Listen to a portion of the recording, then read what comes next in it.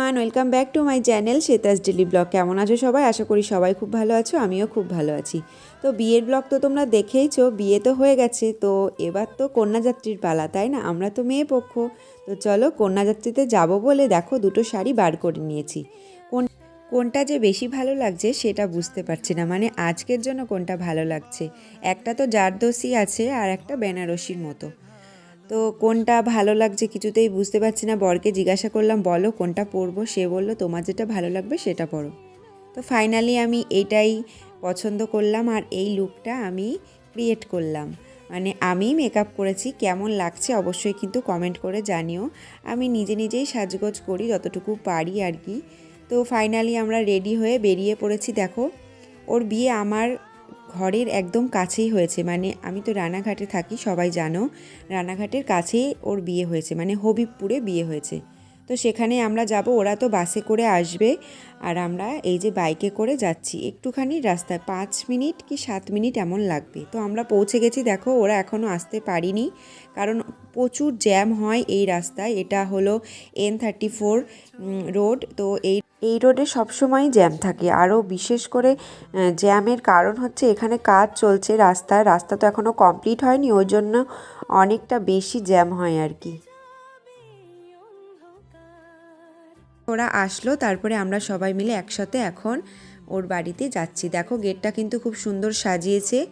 এখানকার কোনো কথাই রাখতে পারিনি, কারণ ওখানে গান চলছিল, তো ওই জন্য যদি কপিরাইট চলে আসে ওই জন্য। তো চলো যাওয়া যাক, ওকে দেখবো, মানে কত সুন্দর লাগছে, এই জন্যই একটা মনের ভেতরে যেন আনন্দ কাজ করছিল। নতুন বউকে দেখার একটা আনন্দই থাকে, তাই না? আর ওরও কিন্তু ভীষণ আনন্দ হচ্ছে যে বাড়ির লোকেদেরকে ও দেখতে পারবে একদিন পরে, মানে সেই ফিলিংসটা কিন্তু ভীষণই ভালো। আমাদেরও তো হয়েছিল, আমরা এই ফিলিংসগুলো বুঝতে পারি।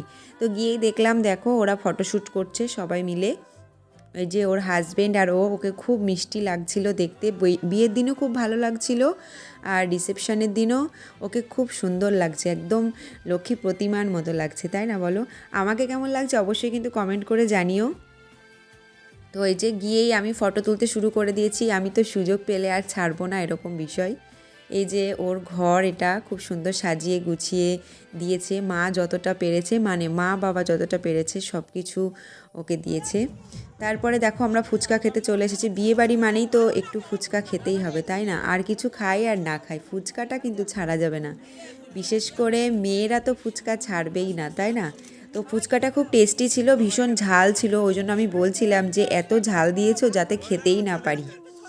তো সবাই মিলে হাসাহাসি করছিলাম, মজা করছিলাম। তো আমরা ফুচকা খাচ্ছিলাম আর আমার বর কিন্তু ভিডিও করছিল। ও কিন্তু ফুচকাটা অতটা ভালোবাসে না, আমি জোর করে যদি একটা দুটো দিই তাহলে ও খায়, নয়তো ফুচকাটা খুব একটা পছন্দ করে না। আর পাশের থেকে কিন্তু দাদারা বলছে আরও ঝাল দাও, আরও ঝাল দাও, এমন করে বলছে আর কি। আমরা বলছি না না, আর ঝাল দিলে কিন্তু আমরা কান্না করে দেবো। তো তারপরে আর এত বড় বড় ফুচকা দিচ্ছিল যে কি বলবো, একবারে তো খাওয়া সম্ভবই হচ্ছিল না। আমরা বলছিলাম একটু ছোট ছোট ফুচকা দাও যাতে আমাদের লিপস্টিকটা নষ্ট না হয়। এই দেখো টক জল, এখন আমি ভিডিও এডিট করছি, এখনই আমার মনে হচ্ছে যে আমি যদি এখনই ফুচকা খেতে পারতাম ভালো হতো, মানে।